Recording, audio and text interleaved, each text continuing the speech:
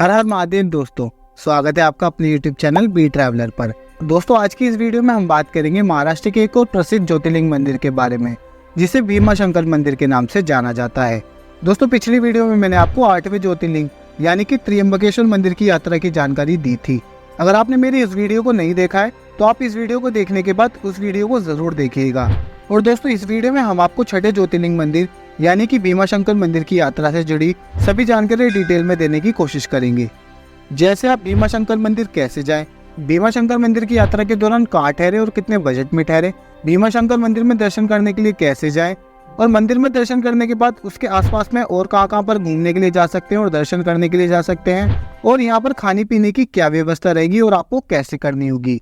साथ ही साथ दोस्तों, हम आपको ये भी बताएंगे कि भीमाशंकर मंदिर की यात्रा के लिए कौन सा समय सही रहेगा और इस यात्रा को कंप्लीट करने में एक पर्सन का कितना खर्चा आएगा। दोस्तों, ये सारी जानकारी हम आपको स्टेप बाय स्टेप डिटेल में देने की कोशिश करेंगे, इसलिए वीडियो को बिना स्किप किए एंड तक देखिएगा। चलिए दोस्तों, देर न करते हुए शुरू करते हैं।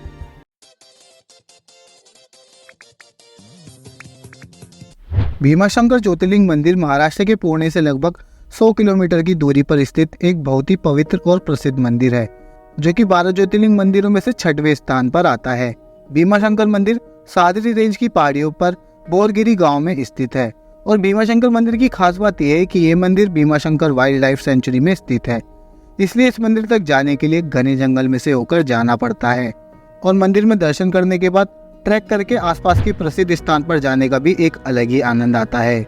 ये मंदिर समुद्र तल से लगभग 3250 मीटर की ऊंचाई पर स्थित है, इसलिए इस मंदिर के आसपास का मौसम एकदम सुहाना रहता है।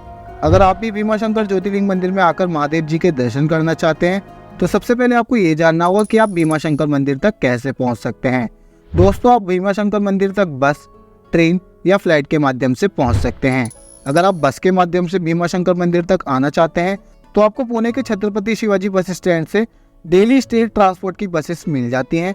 पुणे से भीमाशंकर मंदिर तक की दूरी लगभग 110 किलोमीटर की है, और इन बसेस के थ्रू जाने का किराया 190 रुपए से लेकर 200 रुपए तक का रहता है, और इस दूरी को आप 3 से 4 घंटे में ही पूरा कर लेंगे। और दोस्तों, अगर आप भीमाशंकर मंदिर तक मुंबई से आना चाहते हैं तो आपको मुंबई से भी भीमाशंकर मंदिर तक के लिए डायरेक्ट बसेस की सुविधा मिल जाती है, लेकिन आपको मुंबई से थोड़ी कम ही बसेस मिलेंगी।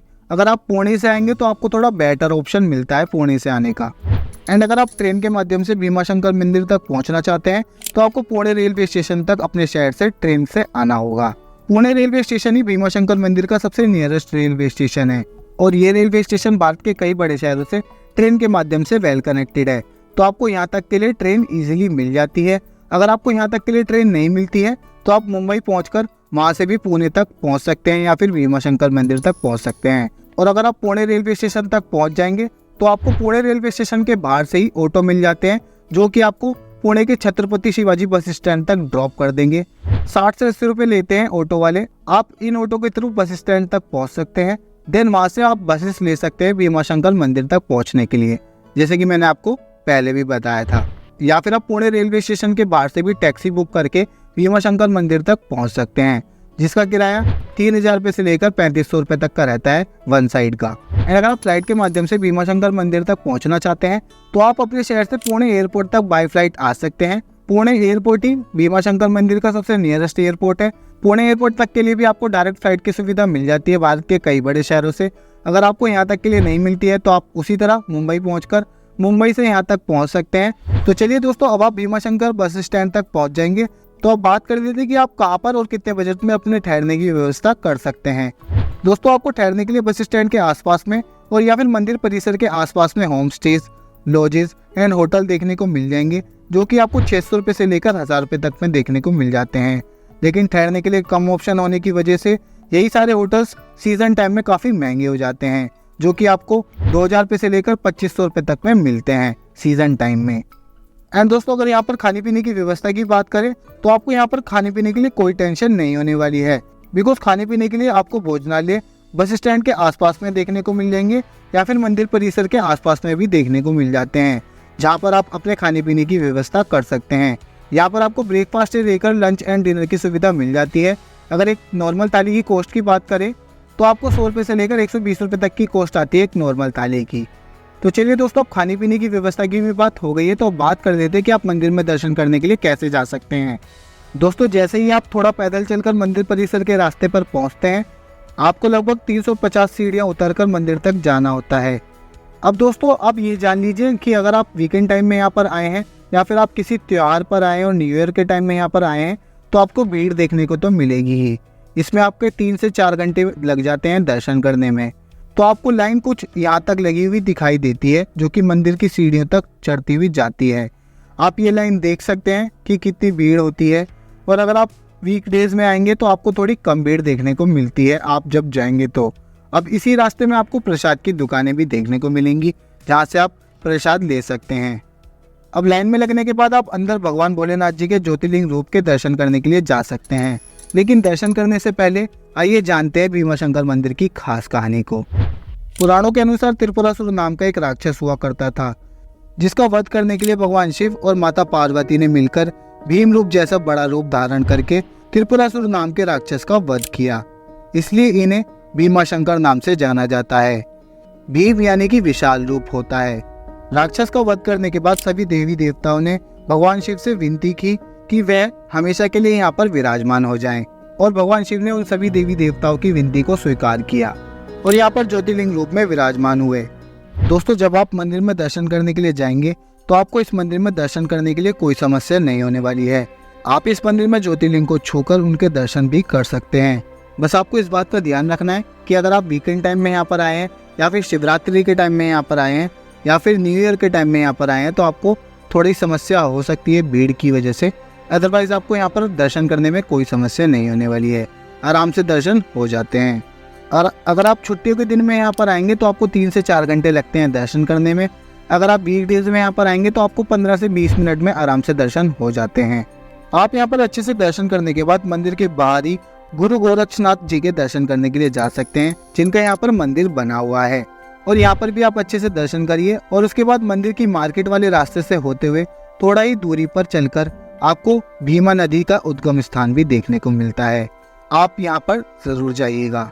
कहते हैं कि यहीं से भीमा नदी का उद्गम होता है और यहीं से भीमा नदी दक्षिण पश्चिम दिशा में बहते हुए कृष्णा नदी में मिल जाती है। और पंढरपुर में इसी नदी को चंद्रभागा के नाम से जाना जाता है, क्योंकि ये चंद्र आकार में बहती हुई जाती है। और दोस्तों ये स्थान पंचघाती देवों का स्थान है, क्योंकि ये स्थान ब्रह्मा, विष्णु, महेश और सूर्य और चंद्रमा जी का स्थान माना जाता है। यहाँ पर आपको जरूर जाना चाहिए और यहाँ पर आपको काफी अच्छा लगेगा। यहाँ का एनवायरनमेंट एकदम पीसफुल रहता है, काफी शांति मिलती है यहाँ पर आकर। और यहाँ पर अच्छे से समय बिताने के बाद आपको मंदिर के पीछे से एक रास्ता जाता हुआ दिखाई देगा। मंदिर के पीछे से ये रास्ता गुप्त भीमाशंकर के लिए जाता है। ये रास्ता 2.5 किलोमीटर का है, लेकिन यकीन मानिएगा दोस्तों, यहाँ पर जाने के बाद आपको एक अलग ही एक्सपीरियंस मिलेगा। ये रास्ता बना हुआ नहीं है, इसलिए आपको जंगल से होते हुए जाना होता है। इसलिए आपको जंगल से होता हुआ ये रास्ता ट्रैकिंग का अमेजिंग एक्सपीरियंस भी देता है। रास्ते में बर्ड्स की आवाज़ सुनने को मिलेगी। लगभग आधा रास्ता पार करने के बाद आपको साक्षी गणेश जी का ये मंदिर देखने को मिलेगा। कहते हैं कि गणेश जी ने इसी स्थान पर शिव जी को राक्षस का वध करते हुए देखा था और गणेश भगवान उस बात के साक्षी बने, इसलिए इस मंदिर को साक्षी गणेश मंदिर के नाम से जाना जाता है। यहाँ पर दर्शन करने के बाद आप पास में ही गुप्त भीमाशंकर मंदिर तक पहुँच जाएंगे। लगभग आधे घंटे का ट्रैक करने के बाद आप यहाँ पर पहुँच जाते हैं, जहाँ पर आपको ये गिरते हुए झरने के नीचे ज्योतिर्लिंग देखने को मिलती है। मॉनसून के समय ये पानी के अंदर एकदम गुप्त रहती है, लेकिन गर्मियों के समय ये पानी थोड़ा कम हो जाता है। इसके गिरते हुए झरने की वजह से गुप्त होने के कारण यहीं पर पास में एक और शिवलिंग बनाया गया है, जहाँ पर लोग पूजा अर्चना करते हैं।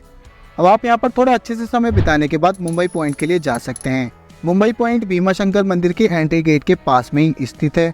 दोस्तों मुंबई पॉइंट से सह्याद्री पर्वत का अद्भुत नज़ारा देखने को मिलता है, जिसे आप अपने कैमरे में भी कैप्चर कर सकते हैं। एंड दोस्तों शाम के समय में अगर आप यहाँ पर आएंगे तो आपको सनसेट का भी अमेजिंग नज़ारा देखने को मिलेगा, जो कि आपकी यात्रा को एकदम यादगार बना देता है। शाम के समय में आप यहाँ पर थोड़ा समय व्यतीत कर सकते हैं, काफ़ी अच्छा रहता है।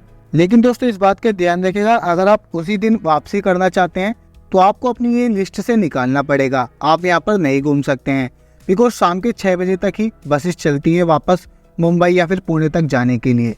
अगर आप यहाँ पर रुक रहे हैं या फिर आप अपने व्हीकल से आए हैं तो आप यहाँ पर मुंबई पॉइंट भी एक्सप्लोर कर सकते हैं। जैसे कि मैंने आपको बताया, बाकी अगर आप बस से शाम को वापस लौटना चाहते हैं तो 6 बजे से पहले ही आपको बसेस मिलती हैं। और दोस्तों आप अपनी लिस्ट में एक और प्लेस को जरूर ऐड कर सकते हैं अगर आपके पास समय है तो। दोस्तों आपको मंदिर से लगभग 2 किलोमीटर की दूरी पर स्थित हनुमान लेक देखने को मिलती है, जहाँ पर हनुमान मंदिर भी है। लेकिन वहाँ पर जाने के लिए आपको थोड़ा समय चाहिए होगा, तो आप उस हिसाब से जा सकते हैं। अगर आपने वहाँ पर होटल लिया है तो आप नेक्स्ट डे भी वहाँ पर घूमने के लिए जा सकते हैं। तो दोस्तों यहीं पर आपकी यात्रा समाप्त होगी। दोस्तों आप मेरे हिसाब से एक दिन में ही पूरी यात्रा को कंप्लीट कर सकते हैं, जैसे कि मैंने आपको पहले बताया। दोस्तों अगर बात करें कि यहाँ पर आने का बेस्ट टाइम कौन सा रहेगा, तो आप यहाँ पर साल के किसी भी दिन आ सकते हैं, लेकिन शिवरात्रि के टाइम में या फिर न्यू ईयर के टाइम में या फिर मानसून के टाइम में आपको थोड़ी भीड़ देखने को मिलती है यहाँ पर। अगर आप इन दिनों में यहाँ पर आएंगे तो थोड़ी भीड़ देखने को मिलेगी, अदरवाइज आप साल के किसी भी दिन यहाँ पर आ सकते हैं। ये पहाड़ी पर स्थित है, इसलिए यहाँ का मौसम हमेशा अच्छा ही रहता है। तो दोस्तों बेस्ट टाइम की भी बात हो गई है, तो अब बात कर देते हैं कि इस पूरी यात्रा को कंप्लीट करने में एक पर्सन का खर्चा कितना आएगा। दोस्तों इस पूरी यात्रा को कंप्लीट करने में एक पर्सन का खर्चा 1500 रुपये से लेकर 1800 रुपये तक का आएगा, जिसमें मैंने आपके ट्रांसपोर्टेशन का खर्चा, होटल में ठहरने का खर्चा और खाने पीने का खर्चा और दर्शन करने तक के खर्चे को इंक्लूड किया है। बाकी अगर आप यहाँ पर होटल में नहीं रुकना चाहते हैं और आप उसी दिन वापसी करते हैं तो आपका खर्चा और भी कम हो सकता है, और सीजन टाइम में इसका खर्चा थोड़ा बढ़ जाता है, तो मैंने आपको ऑफ सीजन के हिसाब से बताया है। दोस्तों मैंने इस खर्चे में आपका पुणे से लेकर पुणे वापस जाने तक के खर्चे को इंक्लूड किया है। तो दोस्तों आज की वीडियो में बस इतना ही। आई होप आपको मेरी इस वीडियो से भीमाशंकर मंदिर की यात्रा से जुड़ी हुई सारी जानकारी डिटेल में मिली होगी। अगर फिर भी कोई क्वेश्चन मुझसे छूट गया है तो आप हमें कमेंट करके पूछ सकते हैं, या फिर आप हमें फेसबुक या इंस्टाग्राम पर मैसेज करके भी पूछ सकते हैं। हम वहाँ पर भी आपको इसी तरह की जानकारियाँ देते रहते हैं। आई होप आपको मेरी ये वीडियो पसंद आई हो। अगर आपको मेरी ये वीडियो पसंद आई हो तो वीडियो को लाइक करें और अपने दोस्तों और परिवार के साथ वीडियो को ज़्यादा से ज़्यादा शेयर करें।